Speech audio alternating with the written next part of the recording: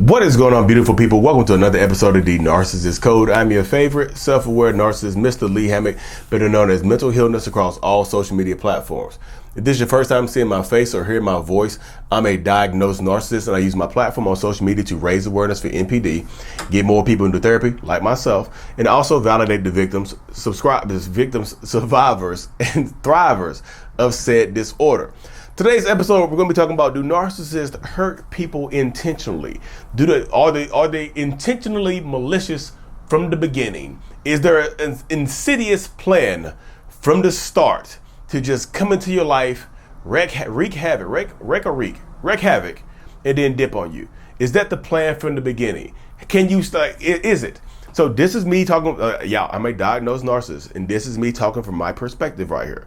In the perspective of, I've seen a few other narcissistic people speak on the same type of thing, where most times that a narcissist is with you, there is not an intentionally malicious plan to hurt you from the beginning. A lot of times, this is what I call the pursuit of narcissist and the pursuit of happiness. It could be a movie title or something like that. Narcissistic people and the pursuit of happiness, because that's what most narcissists are chasing. They want to be happy. They're chasing that happiness. They want something that's going to make them feel fulfilled in some way, shape, or form. So typically, in a lot of these circumstances, what they think is going to make them feel fulfilled is other people, getting validation and supply or whatever from other people and things like that. So they go into this relationship dynamic, right? They go into a relationship with you. They think they love you. They think they care about you. They don't have the intent on hurting you. They want to love you in their own way. Can narcissists love people? I do think narcissists can love you from the beginning, but it goes away. But that's not real love, because real love doesn't go away. Love cannot be this. Okay. All right, y'all. Again, this is my perspective. This is my perspective. A lot of narcissistic people don't go into relationships to manipulate you. They go into it to love you and to care for you. But sooner or later, it's like the love that they have for you, the supply of love that they have for you, sooner or later runs out for whatever reason. It just goes away like a light switch sometimes. Look again, y'all, it's going to sound like it's your fault, but it's not your fault. Listen to me carefully. What I'm going to say next is going to make it sound like it's your fault. But listen to me, it's not your fault. Once that narcissistic person is enthralled with you, they're in love with you, they want to give you everything that you want and need, but something happens. You do something that shatters the image that they have created of you in their heads. In my head, you're the perfect person for me. You're the Eve to my Adam. God made you from my rib. You my rib. God made you from my rib. I'm missing a rib right now because of you. Damn it. You know what I mean? I'm one rib down because of you. God made you for me, but you do something that sets me off, and that perfect image that I have of you gets shattered. And what you do is you might say something, you might do something, but it's not your fault that this perfect image gets shattered, because you're not a perfect person. You're an imperfect person from the beginning, but we have created this image of you in our heads that we make it look like you are perfect for us. You see what I'm saying? That's the dynamic. That's the way it goes in a lot of narcissistic people's head. We see this perfect image of you. And once you hurt us, we feel like you lied to us. The image is shattered. We feel like you lied to us. So now we're going to go out here and try to make ourselves happy. Now we typically emotionally disconnect from you and try to emotionally connect to someone else, right? So we're trying to make ourselves happy, not with the intent on hurting you. I don't plan on hurting you. I want to make myself happy. I'm going out here to flirt with somebody else to make myself happy. I'm going to go out here to do this to make myself happy. I'm not just doing this. I can't wait to tell my wife that I flirted with this chick at the store today. I can't wait to tell my husband that I flirted.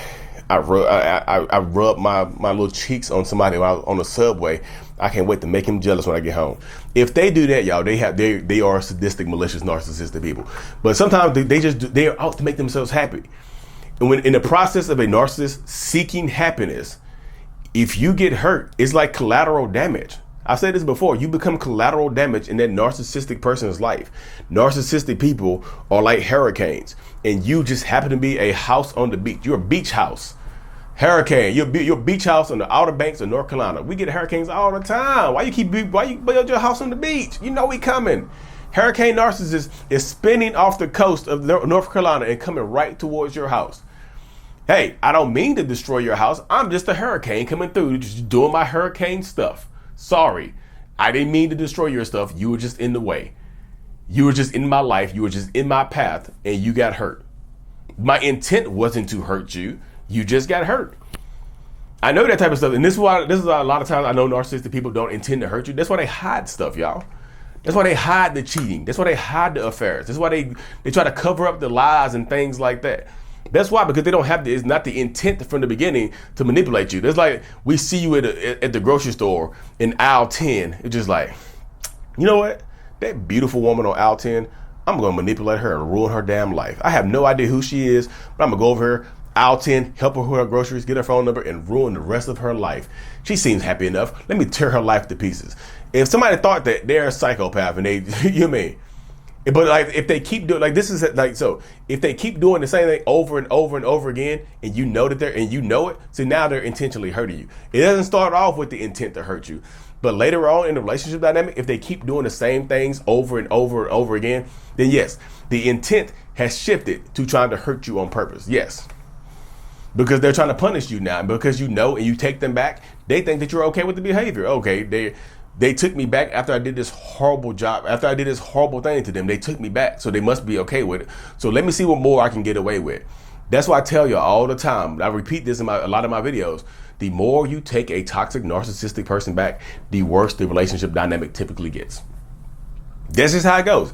The more you take them back, the worse it typically gets. Because they think that you're okay with the trashy, terrible, toxic ass behaviors that they're exemplifying to you right now because you take them back. Believe the trauma bond. Yeah, I know the trauma bond exists, y'all. I know it. I know codependency exists. I know people pleasers exist. I know anxious attachments, whatever y'all want to call it now. I know that type of stuff exists. But if you tell a narcissist if you tell the narcissistic person that's hurting you that you're anxiously attached to them, you think they're going to care? Hey, I'm trauma bonded to you. Can you stop hurting me? You think they're going to care if you tell them that you're trauma bonded to them? Hey, I'm a people pleaser. Can you stop hurting me? Hey, I'm codependent. Can you please stop hurting me? Hey, I'm an empath. Can you stop hurting me? No, they don't care.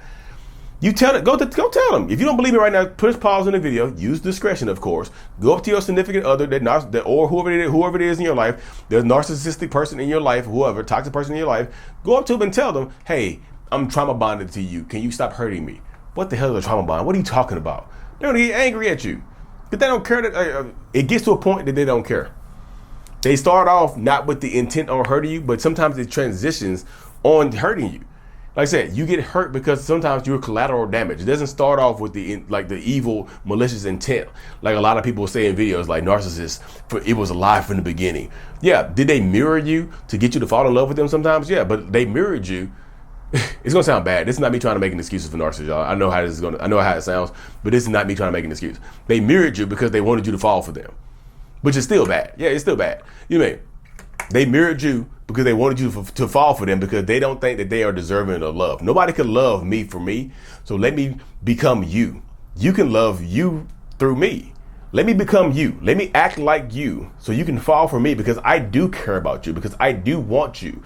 So let me mirror you. Let me take on your personality characteristics. Let me take on your personality stuff. Let me do this. Let me do that. You mean? So they mirror you because they want you. And sometimes, yes, y'all, sometimes, this is not speaking for every single narcissistic person, but sometimes it does come from a place of malicious intent. Those people are evil as hell. Yes, there are some evil, demonic, demon, Jezebel spirited narcissists out here, y'all. I'm just not one of them. Y'all keep calling me the spirit of Jezebel and all these names and stuff like that. I am not the spirit of Jezebel, y'all. I promise you I'm not. But like I tell y'all before, if you're dealing with narcissists and toxic people, this is the way it goes sometimes, y'all. I'm just like, and I'm not trying to hurt people's feelings or make you feel a certain type of way. It doesn't always come from a place of malicious intent, but it does end up looking like that. But also, y'all, this is not me making excuses for narcissistic people. This is not me telling you to pity them and take them back. This is me telling you, if you don't want to be with them, leave them alone as safely as humanly possible, because some people are crazy and will send you to meet your maker. I promise you. You have to stay as powerful as you have to stay as safe as you can. You have to stay as powerful as you can. You have to stay as empowered as you possibly can. You know what I mean? This is the empowerment, y'all. Let's empower each other. Let's empower ourselves. Let's empower people. Empower yourself. Self-love is the best love. And speaking of self-love, y'all see the brand is still here. The I'm brave. The I love me. Self-love brand is here. Self-love is the best love. Rock some self-love. The link is in the description of every video and podcast that I do. If you listen to this on Apple Music and Spotify, hit that 5 stars for me. Like and subscribe for more. And as always, mental healness is out. Peace.